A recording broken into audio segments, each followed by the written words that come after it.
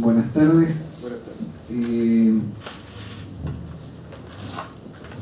a hacer una breve presentación protocolar de la profesora Carla Córdoba y vamos a dar paso a su conferencia titulada María Zambrano, Arte e Historia, y al final de la conferencia daremos espacio para, si es que hay algunas preguntas, que la profesora pueda dialogar con nosotros.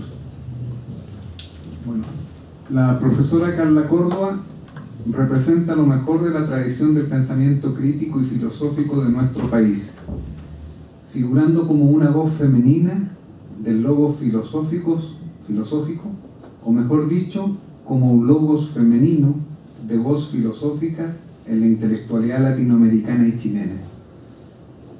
Profesora de Filosofía por la Universidad de Chile, con estudios conducentes al doctorado en Filosofía en las universidades de Colonia y de Freiburg, Alemania.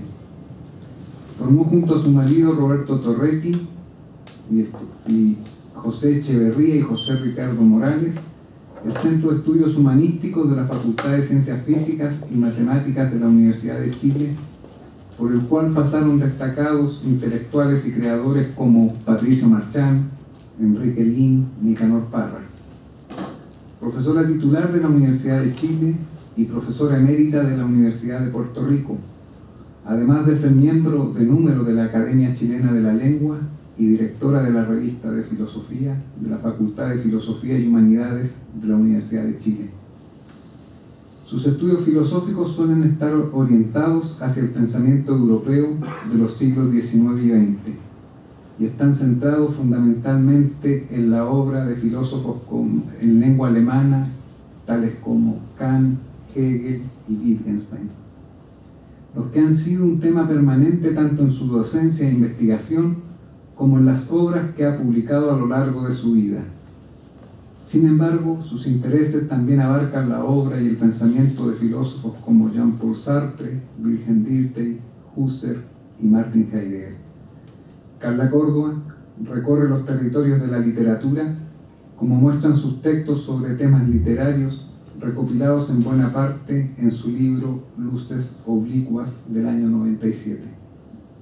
Actualmente ha recibido numerosos premios, entre los que se destacan el Premio del Consejo Nacional del Libro y la Lectura por su libro Ideas y Ocurrencias, el Premio Altazor de Ensayo por Partes sin Todo, la Condecoración al Mérito Amanda Labarca y el Premio Nacional de Humanidades y Ciencias Sociales el año 2011.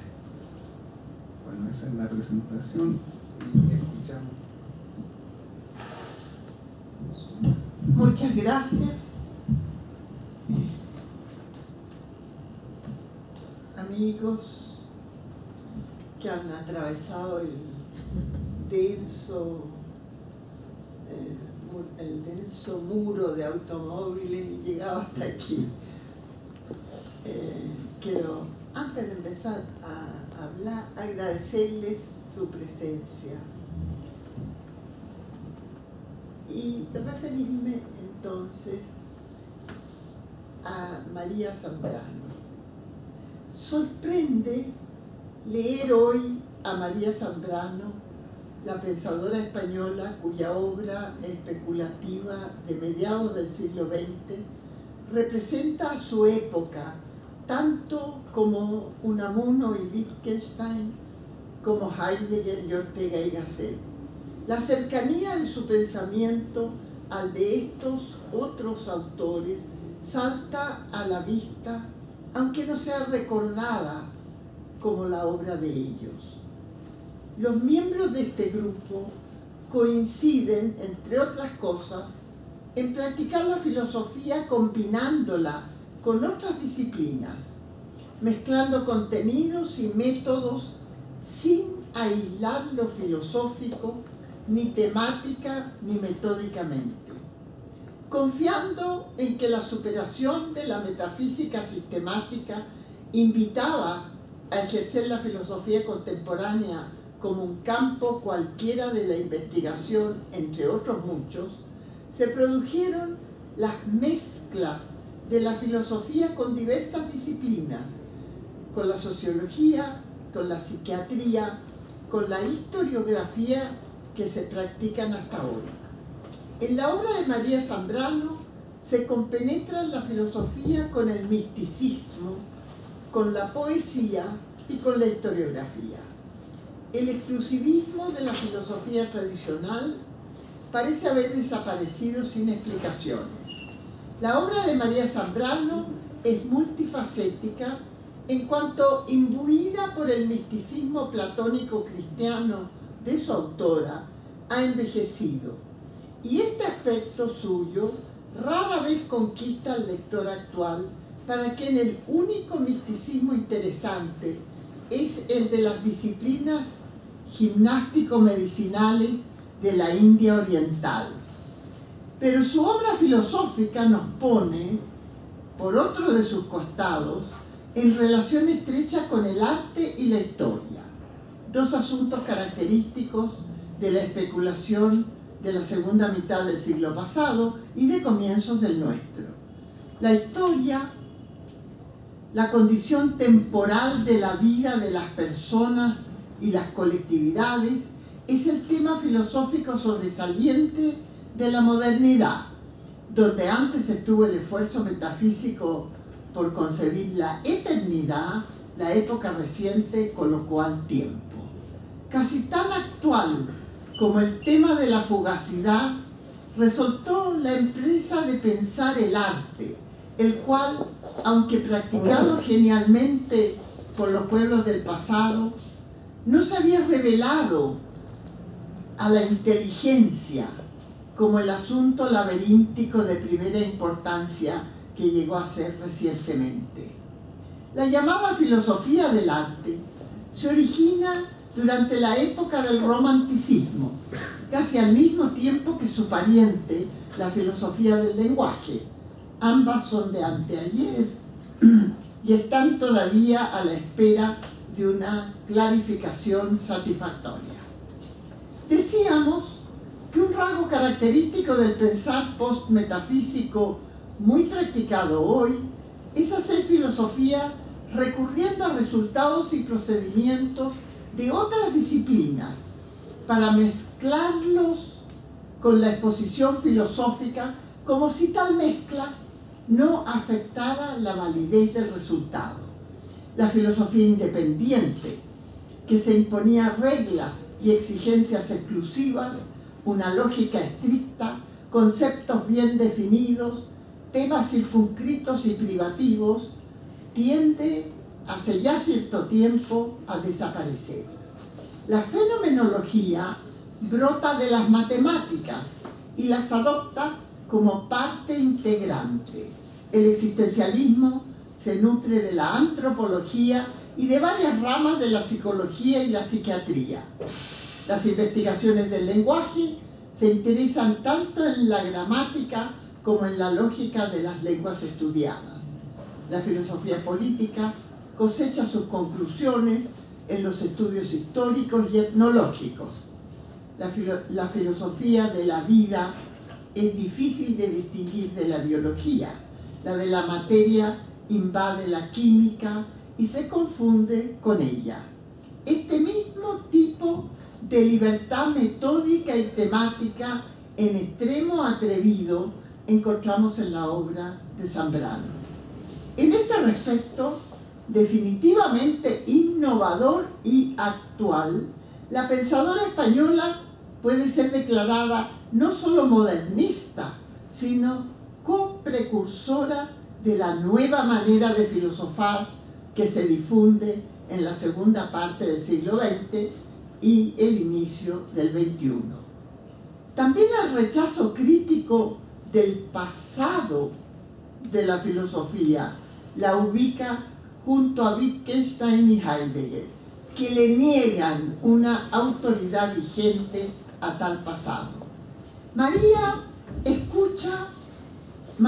acusa a la filosofía histórica de racionalista, de ser pretenciosamente sistemática e idealista, de exagerar sin mesura al sujeto del pensar, en vista de lo cual se propone superar tal tradición. Al racionalismo y al sistema cabal les opone la razón poética en su obra de la aurora.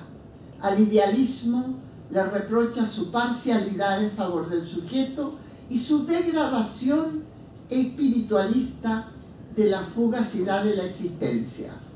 La razón filosófica, que es siempre tan poética como racional, supera a la razón discursiva por ser pensamiento personal encarnado en la vida, respetuosa de los límites del conocimiento, que es parte luz, parte penumbra, y que en cuanto mundano es intermediario entre la claridad omnipotente de la metafísica y la densa oscuridad de la vida animal.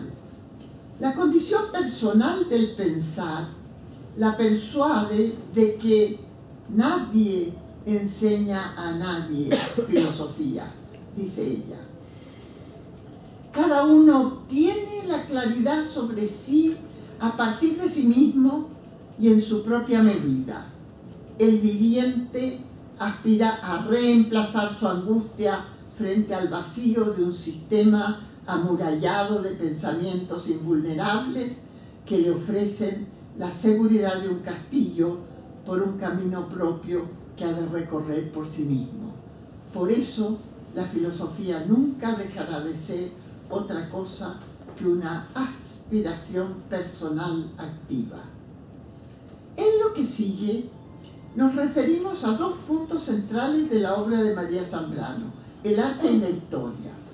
No abordamos, en cambio, la cuestión de su religiosidad mística, que, aunque importante en su vida y obra, no interviene, según la pensadora, en la vida aquí desde lo sobrenatural. El proyecto individual de construirse como persona, esta empresa que es a la vez práctica y pensante, es libre y está encomendada a cada uno. El arte de hacerse el individuo, quien ha de ser, es principalmente ético, personal y poético pensante. De entre las artes humanas, la principal fue siempre para María Zambrano la poesía. Pero no solo en cuanto María practicó con acierto eso que llamamos comúnmente poesía, ni tampoco en el de la admiración que ella le prodigó a la poesía de otros y la intensidad con que cultivó su lectura y conocimiento. El término poesía, que cuenta para su filosofía, es un término técnico, dotado de un sentido complejo y original. Es parte integrante del pensamiento o facultad creativa del espíritu consciente, colabora con el saber y con la lucidez intelectual. De modo que filosofía y poesía irán juntas, se sostienen e integran mutuamente una a la otra. La poesía del pensar es la disciplina gracias a la que es posible formular el sentido de lo pensado y experimentado. La poesía queda así ligada e integra el pensar filosófico.